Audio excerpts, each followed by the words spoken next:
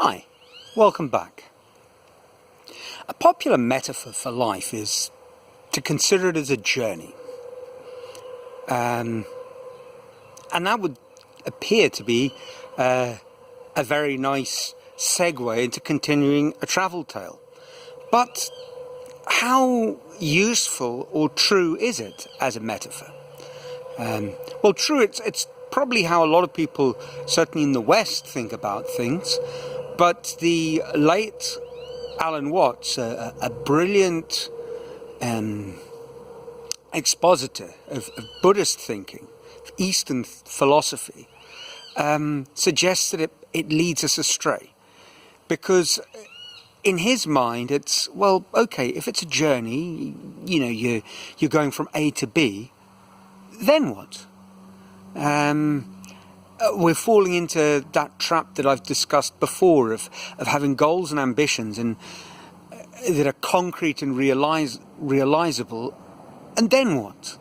We keep on coming back to that very thorny question.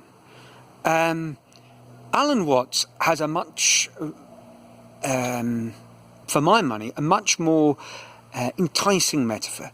He says consider life instead as a dance. I mean, a dance isn't about going from A to B. If the music starts, the object isn't to get from one side of the room to the other.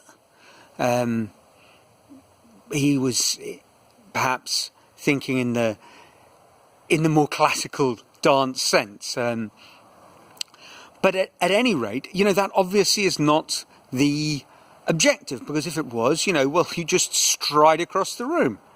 The object of a dance is to get in time with the music, to get into the rhythm, and to play, to enjoy yourself, to feel joy. And I think that's enough of a lean into the start of our the second part of our big Amazon adventure. You might recall that I'd left Spencer dangling on the side of a boat after he'd leapt into the Amazon. Well, everything worked out okay. He got onto the boat, he climbed up the side, up he went, and we eventually got settled and the boat weighed anchor and off we went. Now, it was a very interesting experience, the whole trip. This boat had maybe 3 decks, and there were hundreds and hundreds of people sleeping on one of them. You'd buy a hammock, set up your hammock spot, chain your luggage into position, or if you're a large family, I suppose you'd make sure that there was someone always standing watch, so to speak. And then you lived communally. It paid to get on well with your not next door, next hammock neighbour. We settled in. It was at 5 days. 5 days to get from the Peruvian border to Manaus. And that's with the current. Against the current, going the other way, it was, I think, 8 days, they told us. So it starts to give you an idea of just how big the Amazon is. And for me, it's always been one of the attractions in travelling. There's this idea, the great advantage of our age is that, 1 minute you're in London, the next you're in Tokyo. But is that an advantage? The thought leaders will tell you how to achieve things faster and more efficiently, but then you miss out on the journey, on the dance. And this boat trip was fascinating. Now, not fascinating because of the amazing scenery. I suppose rather like the ocean liners of days gone by.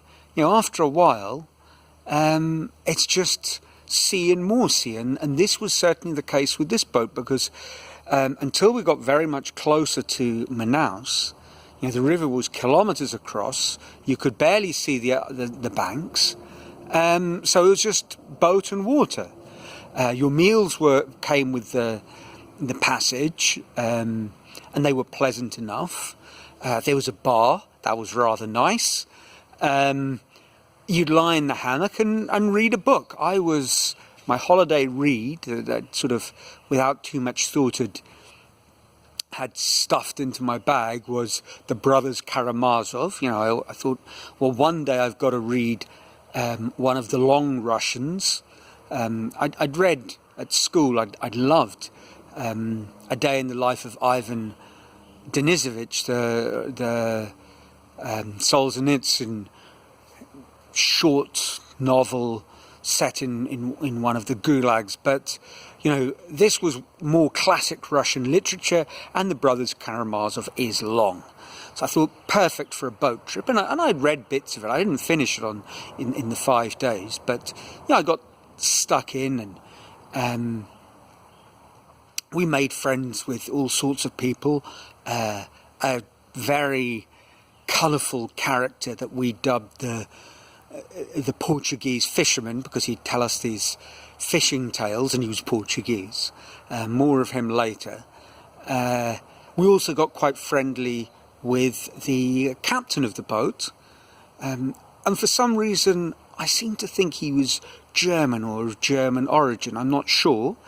And you might say, what on earth was a German doing in the middle of the Amazon? But there's all sorts of people in the middle of the Amazon. And indeed, in the Peruvian part of the Amazon basin, there is a village which, by all accounts, is entirely Germanic. It's,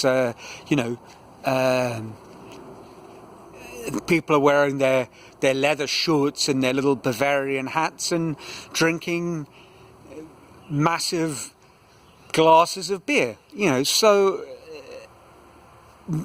the Brits didn't have a sort of a stranglehold on colonialism, but perhaps other countries did it in a more, I don't want to say discreet. I don't think there was anything ever discreet about colonialism, but in a more scattershot manner. And so there are little German outposts all over Latin America, and perhaps that's the origin of our German captain. Who knows? Or maybe he wasn't German. Maybe that's just another of my fanciful memories. Anyway, he was a nice chap, and we got on well. He got on well with everybody, and he decided to give us a celebration, because it was New Year's Eve was celebrated on the boat, and he thought, well, why not fireworks displays? He didn't have any, so he did something that was obviously entirely inappropriate. He set off a flare, and for the most part, that's not something that you would do, but we were all pretty merry by that stage. So he said, to hell with it, and there weren't people for miles and miles around. So we trundled down the Amazon. We dealt with sleeping in a hammock. Back in the day, I slept very happily in a hammock. These days, I've had one too many back pains and incidents to cope with sleeping all night long in a hammock. I'll wake up crippled. But then it was a wonderful way to sleep. The bathrooms, after a while, you realise you probably need to have a few strong drinks before you tempted fate. But we had a great time. We met folk, and before long, we were in Manaus, which is an amazing place. We visited its big tourist attraction, the Opera House, which was unbelievably opulent. And obviously the rubber boom years brought riches beyond imagination, and importing Italian marble and piecing things up creating them and sending them up thousands of miles up the Amazon really was a perfectly reasonable expense to make back in the day. It didn't last very long. the Brits brilliantly, as we know, purloined some rubber samples, shipped them off to Southeast Asia, and that was the end of Latin America's rubber boom. But it made for an interesting day of tourism, and in the evening we found ourselves in a bar. We'd met up with a Portuguese fisherman. He got unbelievably drunk. He was absolutely incoherent. So when we went into this sort of bar restaurant, the doorman really didn't want to let him in. He insisted. The doorman said no. He said yes. The doorman said no a little more forcefully. He said yes, and then out came a plank of wood, and a few minutes later the Portuguese fisherman looked like the catch of the day lying in the middle of the road. A bit of a mess, and we thought maybe it's time to, see if he's okay, and then maybe it's time to leave Manaus. So we did. After we'd only been there a couple of days, off we went. And we got a bus through the jungle to a town called Boa Vista, which is the last big, I suppose it's probably close to a city really, more than a town, the last city before you get to Venezuela, and we were going to plan things from there. It was at least an overnight bus ride through the jungle, and it was good that most of it was covered under the cover of darkness, because when we woke up the next day and we sort of got a feel for the state of the road, the narrowness and precariousness of it, and the speed and flagrant disregard that the driver had for anything like sensible driving standards, it was just as well that most of us done when we were unconscious to the fact. We got chatting to some local Brazilians after Boa Vista. We spent almost no time there. It was an absolute dump.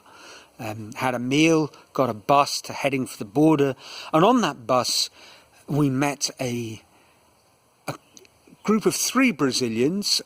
Miguel is the one name I can remember. He was a captain in the Brazilian army, very nice, bespectacled gentleman.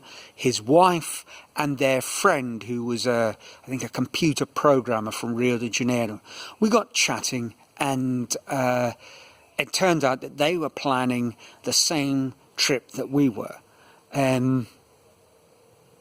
So that's where we'll pick up next week, with our newfound Brazilian friends heading towards the Venezuelan border in a sort of out of control bus driving through the Amazon jungle.